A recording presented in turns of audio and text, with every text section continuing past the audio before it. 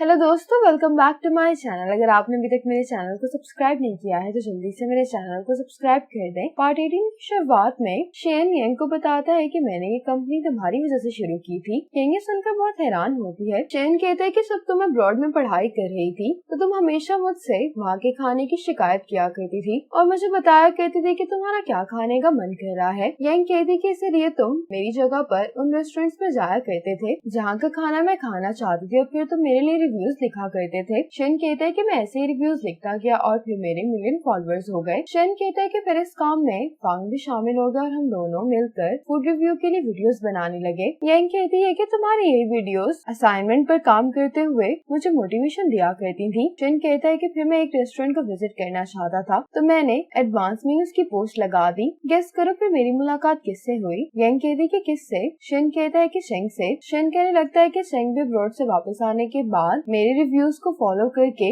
Different खाने try किया करता था और जब हमारी मुलाकात उस दिन रेस्टोरेंट में हुई तो वो भी हमारी कंपनी का पार्टनर बन गया। शेन कहता है कि इसलिए अगर तुम ना होती तो शायद मैं कभी भी ये काम शुरू नहीं करता। शेन कहता है कि जब भी मुझे कोई रेस्टोरेंट अच्छा लगा करता था तो मैं अपने फोन पर नोट लिख लेता था कि यांग जब वापस आएगी तो मैं उसके साथ ये रेस्टोरेंट विजिट करूंगा। लेकिन वापस आने के बाद तुम बैंक की ट्रेनिंग और काम में इतना मसरूफ हो गई कि हमें कभी इन रेस्टोरेंट्स को विजिट करने का मौका ही नहीं मिला। यांग कहती है कि फिर तुम एक एक करके मुझे उन जगहों पर लेकर जा सकते हो। शेन कहते हैं कि मुझे बहुत अच्छा लगता है कि हम दोनों काम के बाद साथ में डिनर करने जा सकते हैं और वीकेंड्स पर हम शॉपिंग करते हैं और बैडमिंटन खेलते हैं। मैं चाहता हूँ कि सब कुछ हमेशा ऐसा ही रहे। मुझे सिर्फ इसी बात का डर है कि अगर मैंने तुम्हें नाराज कर दिया तो फिर कुछ भी पहले जैसा नहीं रहेगा। यांग कहती है कि मुझे भी सब कुछ ऐसे बहुत अच्छा लगता है। यांग कहती है कि जब मैं यहाँ पर नहीं थी तब भी तुम्हारी वजह से मैंने कभी अकेला महसूस नहीं किया और मैं अक्सर सोचा करती थी कि हम दोनों के दरमियान जो एहसास है उसको कैसे डिफाइन किया जा सकता है। शेन यांग को कुछ कहना चाह रहा होता तो यांग शेन की बात काटते हुए कहती है कि हमें किसी चीज को भी फोर्स करने की जरूरत नहीं है, हम नेचुरली चीजों को चेंज होने देते हैं। शेन कहता है कि और नेचुरली ये सब कैसे होगा? यांग कहती है कि जैसे अभी तुम्हारा बात करने का दिल चाह रहा था तो तुम यहाँ पर आ गए। इतने में यांग को उसकी मॉम की कॉल आ जाती जो उसको वापस आने के लिए कह रही होती है।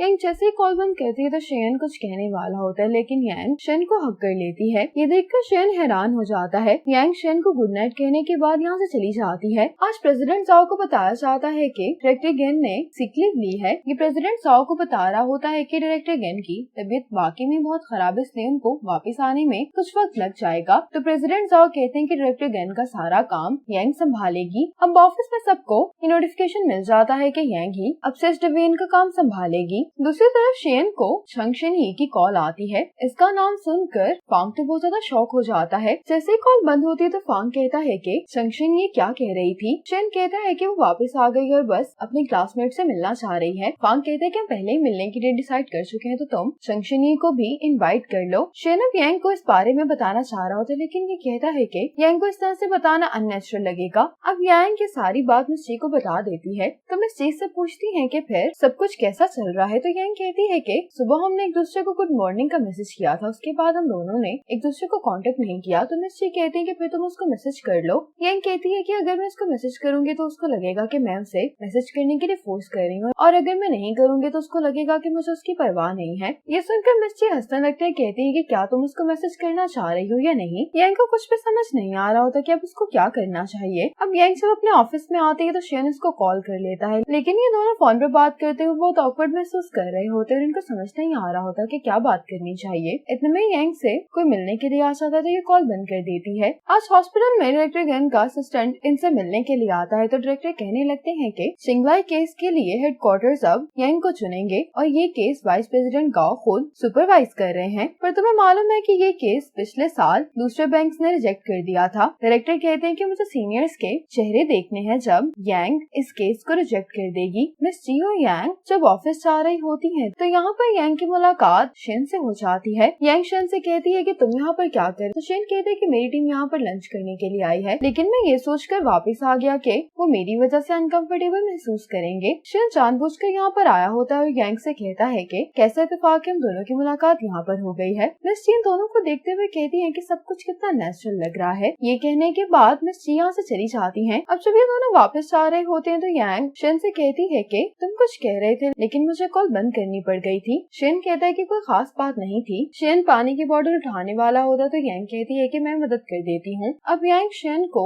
बोतल खोल कर देती है, लेकिन इसी वजह से अब ये दोनों फिर से ऑकवर्ड महसूस कर रहे होते हैं। ऐसे ही बातें करते हुए ये दोनों एक दूसरे का हाथ पकड़ने की कोशिश करते हैं, लेकिन ऐसा नहीं कर पाते। अब यांग का घर आ जाता है। यांग जब इसको गुड नाइट बोलकर यहाँ से जाने वाली होती तो शेन उसको रोकता है। शेन यांग के पास आकर इसका हाथ पकड़ता है। इतने में ही यांग की नेबर यहाँ पर आ जाती है कि अपने लिए फ्रूट्स लेकर जा रही होती है, तो ये यांग और शेन को भी ये फ्रूट्स दे देती है। जब यांग की नेबर यहाँ से जाती है तो ये दोनों ये देखकर हंसने लगते हैं। आज फांग शेन के घर पर आया होता है। ये शेन से कह रहा होता है कि अब तुम्हें ये घर बेचकर नया घर खरीद लेना चाहिए, क्योंकि आजकल घर काफी सस्ते में मिल रहे हैं। शेन कहता है कि मम्मी घर नहीं बेचना चाहती, तो फांग कहता है कि तो फिर तुम्हें अपने लिए घर खरीद लेना चाहिए और जितने पैसे तुम्हारे पास है तुम एक अच्छा घर खरीद सकते हो। शेन कहता है कि वो पैसे मैंने अपने वेडिंग हाउस के लिए रखे हैं। ये सुनकर फांग हंसने लगता है, कहता है कि पहले तुम्हें अपने लिए कोई लड़की तलाश करनी चाहिए। शेन कहता है कि मैं अपना प्लान चेंज नहीं करने वाला। फांग कहता है कि तुम्हारी बातों से ऐसा लग रहा है कि तुम्हें सोचते हैं कि तुम्हें किससे शादी करनी है। शेन इस बात का जवाब नहीं देता। इतने में इसकी मॉम इसको आवाज देती है, कहती है कि बाहर आकर यांग से सामान पकड़ लो। शेन यांग से पूछता है कि तुम यहाँ पर क्या कर रही हो। मॉम कहने लगती है कि यांग के डैड के दोस्त बहुत सारे गिफ्ट्स लेकर इनसे मिलने के लिए आए थे। मिस साओ इंसिस्ट करने लगी कि इनमें से कुछ गिफ्ट्स मुझे भी रखने होंगे, तो मैं ये सब अकेले नहीं ला सकती थी, इसलिए यांग ने मेरी मदद की है। शेन यांग से कहता है कि मैं तुम्हारे लिए नूडल्स बनाकर लेकर आता हूँ। अब फांग यांग को बताता है कि तुम्हें मालूम है कि चंगशिन ये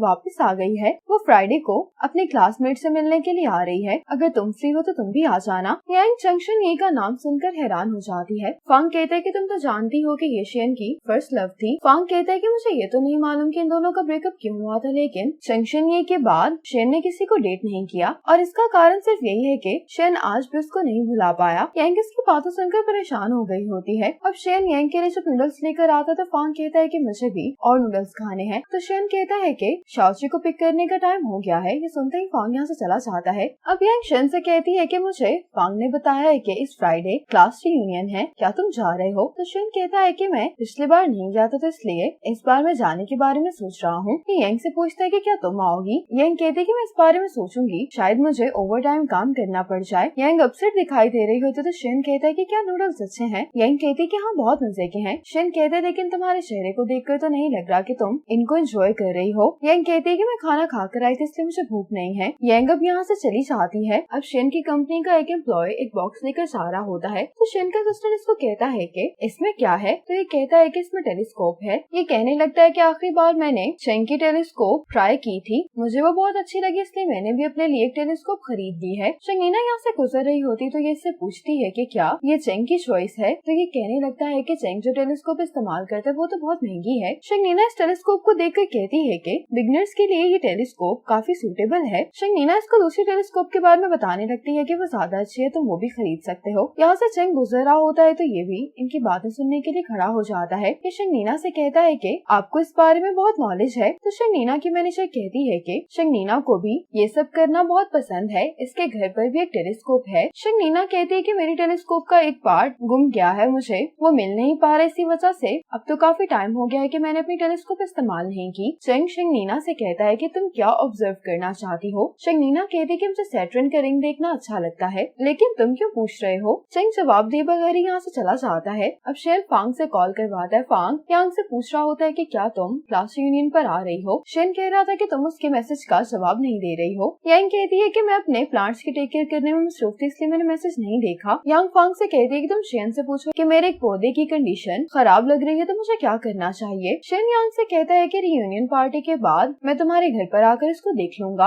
यांग कहती है कि ठीक है। फांग इससे पूछता है कि अब तुम मुझे कंफर्म बताओ कि तुम आ रही हो या नहीं। यांग कहती है कि मेरी एक मीटिंग है तो हो सकता है कि मुझे आने में थोड़ी देर हो जाए। फांग कहता है कि तुम जब भी फ्री होगी तो तुम पार्टी पर आ जाना। ये कहकर फांग कॉल बंद कर देता है। अब हाई स्कूल में एक दफा ये लोग गेम खेल रहे होते हैं। फांग सबसे पूछ रहा होता है कि तुम लोग क्लास में से किसको पसंद करते, तो सभी लड़के चंगशन ये का नाम लेते हैं और शेन काफी देर से यांग को देखे जा रहा होता है। फांग अब शेन से पूछता तो शेन कहता है कि मैं किसी को पसंद नहीं करता हूँ। यांग भी शेन की ये बात सुन लेती है। इसी मोमेंट पर पार्ट 18 खत्म हो जाता है।